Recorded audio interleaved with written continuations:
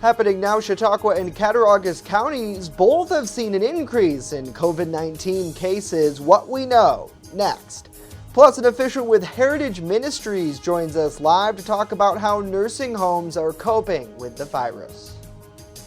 And a few rain and snow showers have been moving across the southern tier this morning, and we've got a little bit more on the way. We will talk about it next and more as the news at noon starts right now.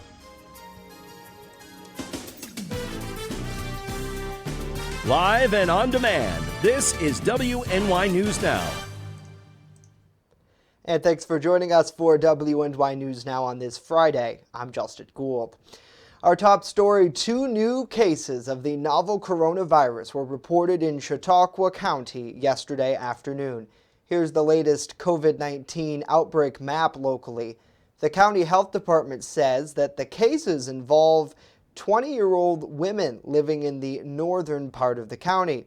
Now, since the outbreak began, one of the cases is the first reported in the northwestern part of the county, which for over a month now has seen no activity. There is now a total of 40 confirmed cases in the county with 5 active, 31 recovered, and 4 deaths related to the outbreak. Now, more than 70 people do remain under some sort of isolation order by the public health director and are being monitored. Officials say not all of those who are being monitored are confirmed to have COVID-19, but they either have shown symptoms of the virus or are awaiting results or have certain risk factors. Cattaraugus County officials, meanwhile, reported 3 additional positive COVID-19 cases yesterday. Now, coming up today at 3 o'clock, Chautauqua County officials are holding their weekly press conference briefing. You can watch that live right here on WNY News Now. Well, individuals are expected to gather this afternoon at 3 o'clock in Dow Park to urge Chautauqua County executives to cancel and not extend or declare any further states of emergency based on the COVID-19 numbers in Chautauqua County. Local spokesperson and organizer for the WNY event, Garrett Kane, says that the participants are expected to adhere to social distancing guidelines. Now, we spoke to Kane this morning. He tells us that today's message is much different than last week's. Our message this time is a little bit more directed at our local and county officials, and we've encouraged our supporters to reach out to them because we see the writing on the wall in that it looks like the state is just going to delay this by doing it by economic regions. We appreciate what Senator Borrello and Assemblyman Goodell have done, but we think it might be time, probably sooner than later, for counties to think about invoking home rule and just moving to in essence, nullify this and let us be counties. Let us run the show locally at more of a fine-grained scale. Now, Governor Andrew Cuomo's Pause initiative is set to expire next Friday. From there, the state is expected to use a region-by-region approach, provided the regions meet several criteria issued by the governor's office. Well, the official U.S. job report is in, and it shows a historic numbers of layoffs and unemployment close to Great Depression levels. Nadia Romeo is in our nation's capital breaking down those numbers for us. Hey, Nadia. We're looking at a jobs report that paints a terrible economic picture. 20.5 million jobs lost in April, making the unemployment rate 14.7%. That's 10 points higher than it was in March, and that makes it the highest unemployment rate since the Great Depression. Employment dropped in all major industry sectors. Manufacturing, retail, and leisure and hospitality all lost millions of jobs. The president taking an optimistic approach when asked about the jobs report today. As president, we had the strongest economy in the history of the world, the strongest economy we've ever had, and we had to close it, which is artificial. We artificially closed it. Those jobs will all be back, and they'll be back very soon.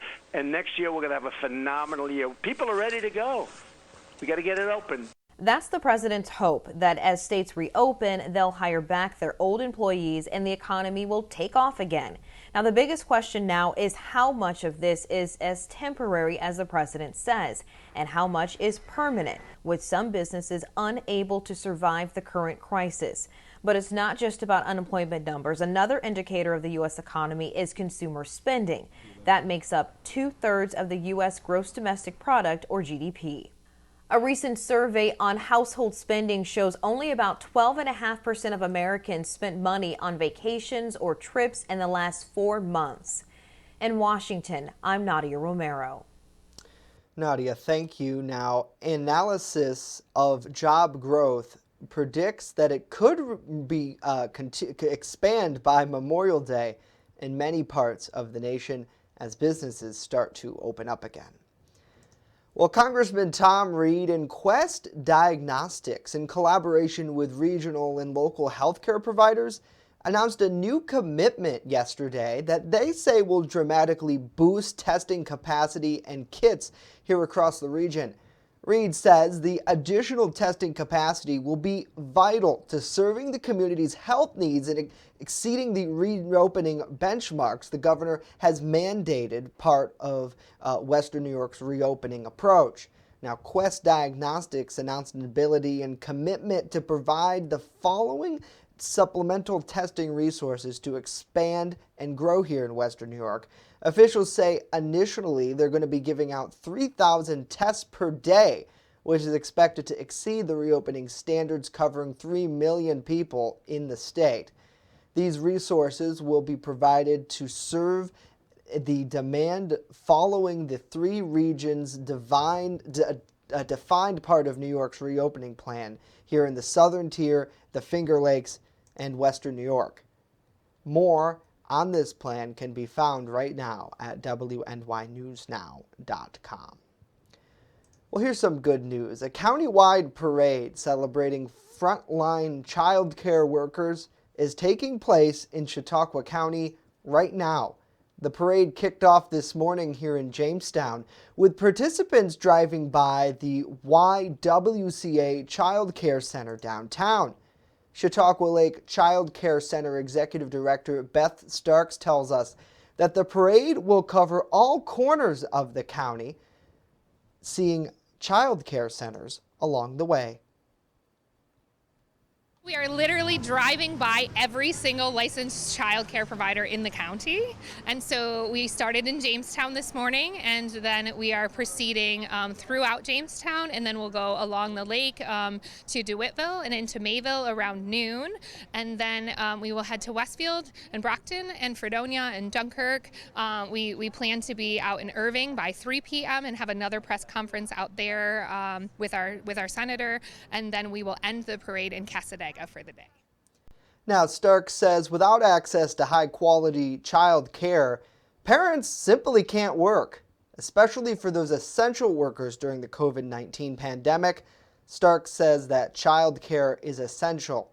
Now, the parade was held in place of an annual dinner that normally celebrates Child Care Provider Appreciation Day here in Chautauqua County. Wow, that's great to see the number of people coming out to support this, and certainly this huge coordinated effort too, that they are spanning the entire county. Right now they're in Mayville celebrating child care workers there. We thank you so much for joining us here on WNY News Now as we continue to put facts over fear in our coverage of COVID-19 and the outbreak here locally. Got to say hello to Howard. Hopefully you're doing well. Good to see Joseph, Andrew, TR. Thanks for joining us on the broadcast. And happy Friday to David as well. Well, let's switch gears now and get a check of our First Defense weather forecast with Chief Forecaster Dakota Hunter. Happy Friday to you, Mr. Hunter. Happy Friday to you, Justin, and happy Friday to all of you watching us right now. We made it through another Well, normally this would be a work week, so I don't know what you'd want to call this. I don't know. We've made it close to another week anyway.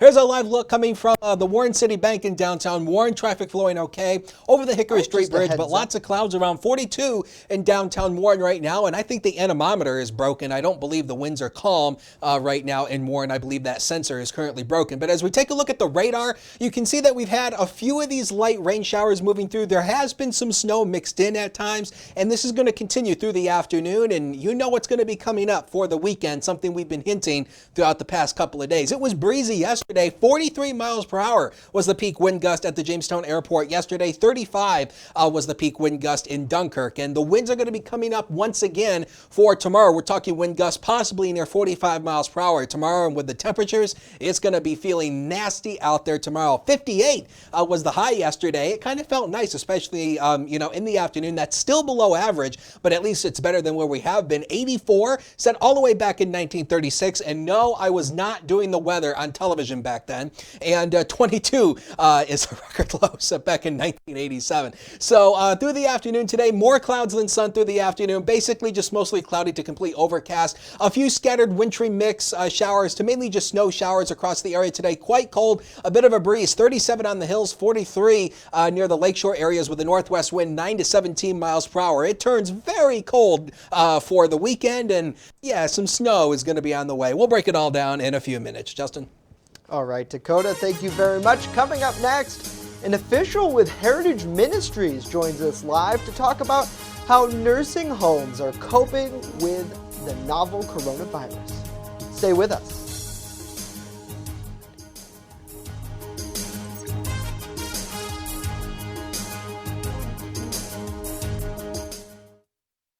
With coverage that matters. This is WNY News Now.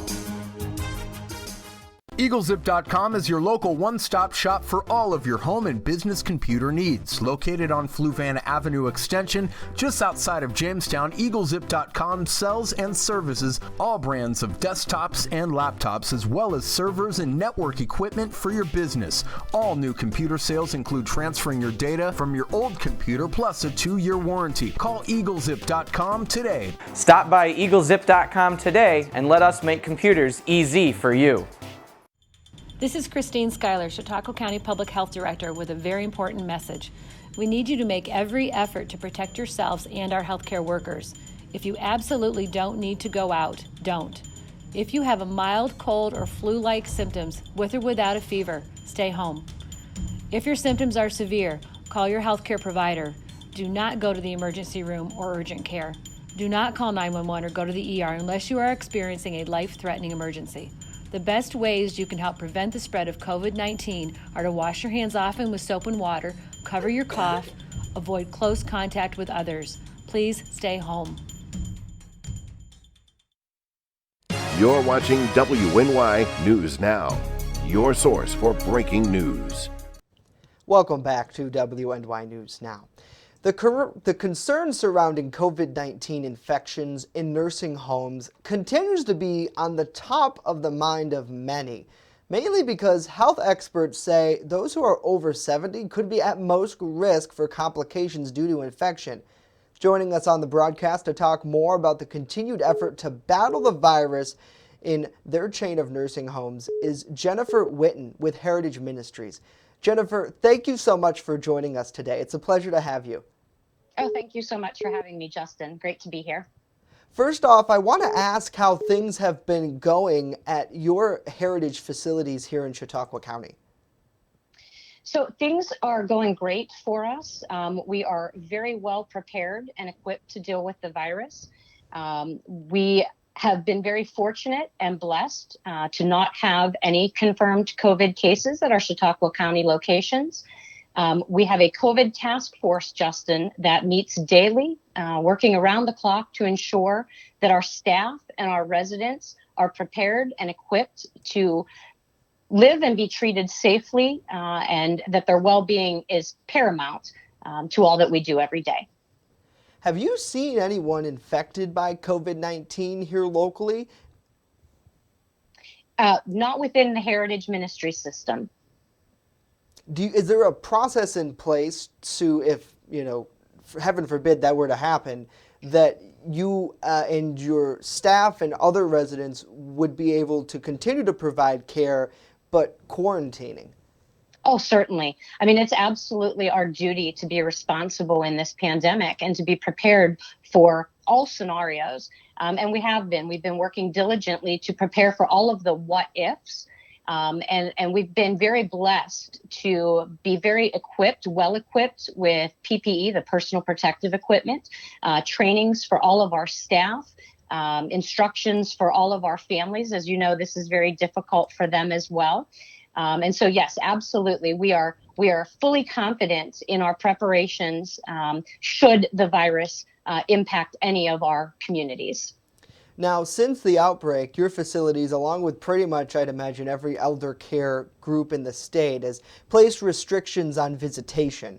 Now, normally, I would say probably families visit often. I certainly, when my grandparents and my great-grandparents were in nursing homes, I would go and visit them.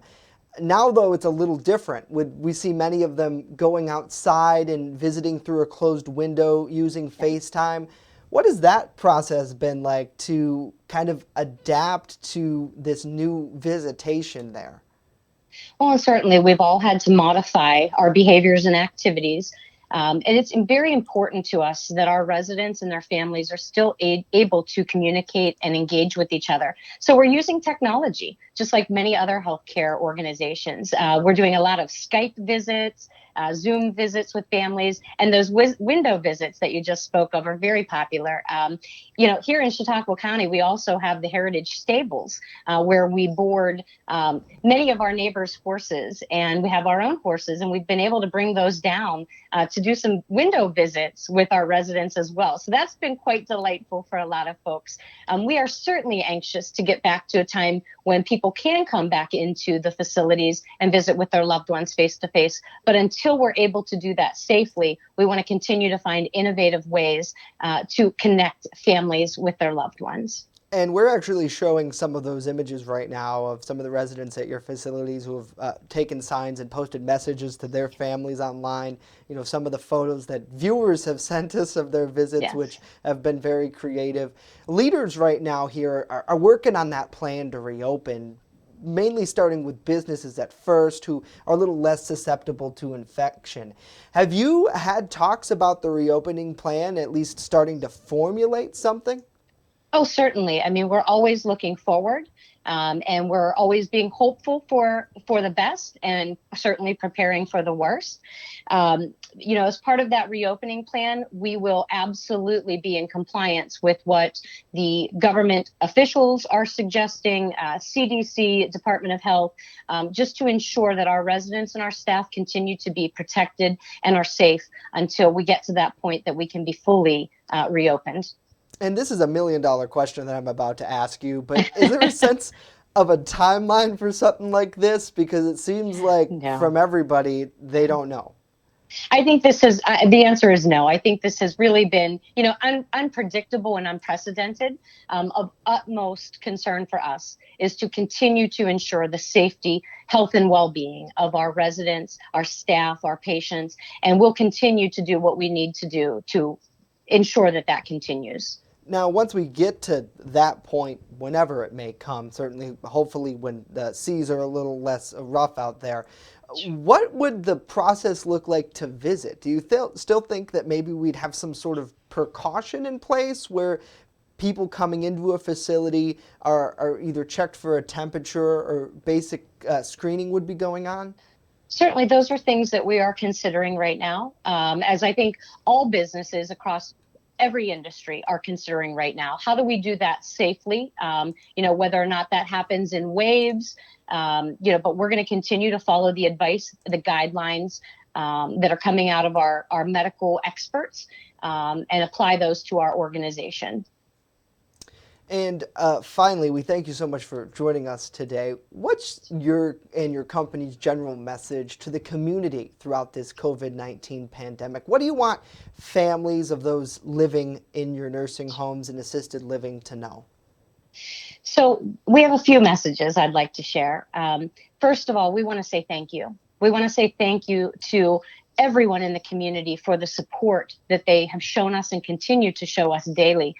We have meals being delivered to our staff and to our residents and patients. We have supplies that, we've got companies, local companies that are retrofitting their manufacturing operations to provide for that necessary PPE that all healthcare organizations are in need of. So first, we want to say thank you. Thank you for your continued support.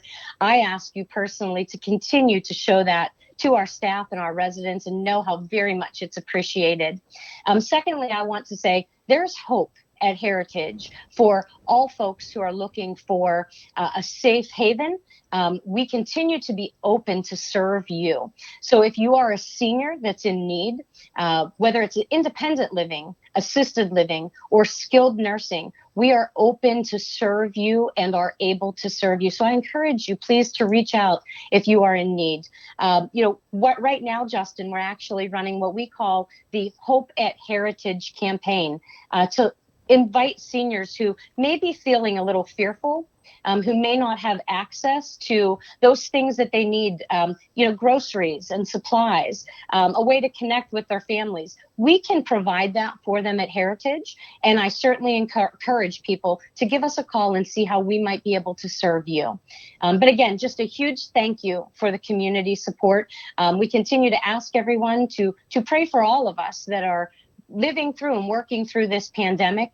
We are getting through this together, and we appreciate the collaboration with the community. Yeah, amen to that, because I think that's the light there at the end of the tunnel, is together we will get through this and we will stay strong. Jennifer Absolutely. Witten with Heritage Ministries joining us today. Thank you so much for your time. We so appreciate it. Thank you, Justin. We appreciate you as well. Now let's get a check of our weather forecast with Dakota. Freezing here in town, 32 in Jamestown, 31 in Dunkirk, and 39 over in Olean, and 29 actually in Olean, 39 over in Erie. So it was a chilly morning this morning, and yeah, get used to this because a little bit more colder air is on the way. Here's a look at the news now, Cam. Basically just clouds around. We've seen a few light rain and snow showers. It's 36 right now as of the noon hour here at the Jamestown Airport with a northeast wind of 10, and the wind chill is at 29 degrees. So it's not feeling like May at all. Now, we do have a freeze warning in effect for Erie and Crawford counties in Pennsylvania. This is issued by the National Weather Service in Cleveland. I do expect this to be extended over into, western New York, possibly sometime this afternoon for tonight, as more colder air is on the way. So all of you early planners, this is going to be a hard time right now because of the colder air. Could cause some damage to your plants or crops. So just keep that in mind. Just try to cover them up or try to bring them inside with these colder temperatures here. Satellite and radar shows you a few of these rain showers. The radar shows it as rain, but there has been some snow mixed in at times. So again, some rain and snow showers continue as temperatures are kind of, right around the freezing mark to just above freezing. So we're going to keep the chance for a few rain and snow showers in the forecast through the afternoon. You can see it here. And as we go through the afternoon, it may actually start to break apart a little bit. In some areas may actually see some breaks in the coverage, but as temperatures drop overnight into the 20s for most areas tonight, we'll see some snow showers overnight. This should not accumulate to anything major. Tomorrow we'll see on again, off again snow squalls coming our way. You can see Future Scan paints the idea of basically on again, off again snow. Any snow accumulation tomorrow is going to be minimal, less than a half inch across the lower elevations. If anybody sees an inch, it's going to be up on the highest hills, but most everybody should be around a half an inch or less. Now, you've probably heard a lot of stuff on, the face bag or the tweeter talking about a major, East Coast storm this weekend. No, it's not happening. In fact, I'll show you here. This is the wider version of Future Scan. You can see this is the storm in question that everybody's wrote and that everybody's talking about. This is not a big time storm. Snow accumulations across New England could be maybe 3 inches. That's not a big storm. So the thing that we keep telling everybody, please think before you share. It's a lot of clickbait stuff. There is no major bombogenesis storm, record-breaking storm, this weekend. It's not happening. So just think before you share things like that. All right, getting back here locally, weather password, it still remains frigid is the password here. Again, Saturday, record low maximum highs likely. 42 is the coldest May 9th ever on record in the city of Jamestown that occurred in 1902. We're still keeping our high down into the upper 30s. If we fall anywhere below 42 degrees for the high on Saturday, that'll be the coldest May 9th ever in recorded history, dating all the way back to 1890. That is when the weather records started being kept here in the city. So yeah, it's going to be cold, especially for Mother's Day weekend, but don't worry. Things look like they're going to be changing here. We see the jet stream pulling north, especially next week. The jet stream should pull north, allowing more of the southern Gulf air to infiltrate into the northeast. I'm not making any promises, but some of the early data suggests we could be close to 70 by the end of next week. That's not a guarantee, but we'll keep you updated on that. Next 7 days of your life, you're here on the screen. 38 tomorrow, just a rude day when you think about it. Snow showers at times, very windy. The wind gust could be near 45 miles per hour at times, especially in the afternoon. Moms, I'm sorry, 49 degrees, a few rain and snow showers. This is a little bit warmer than kind of what we thought, but still way below average when you think about this. Monday, 43 degrees, a few rain and snow showers, but then it turns much warmer as we head into the middle and later part of next week. We see some sunshine coming our way Wednesday and Thursday, with temperatures going back into the lower 60s by the end of next week. Justin? Dakota, thank you very much. Well, let's take a look at some uplifting COVID stories to end the week. One business has put a new spin on what drive-through service means, and flyovers across our great nation saying thank you to those on the front lines. Daryl Forges explains. Drive-through service for food has been in high demand during this pandemic. But what about a drive-through zoo? That's what the Metro Richmond Zoo is offering to customers. For $60 per car, the narrated drive-through experience lasts about an hour. The zoo is known around the world for its conservation programs and has struggled financially since the COVID-19 outbreak began. Our operating costs are close to $8,000 a day. Opening dates keep getting pushed back. We felt like we needed to do something to help that. Keeping the drive-through theme, a Maine art gallery owner decided to create a drive-through exhibit. It consists of paintings, stoneworks, and wood carvings. It was so much fun. Everyone was smiling and just so happy to see some color. It helps me get through because when I see the gallery all set up and the paintings out, it's so beautiful. It just can't help but make you feel better. Finally, military flyovers took place across the country last week to say thank you to healthcare workers and first responders in the battle against coronavirus. More are planned. Here's a look.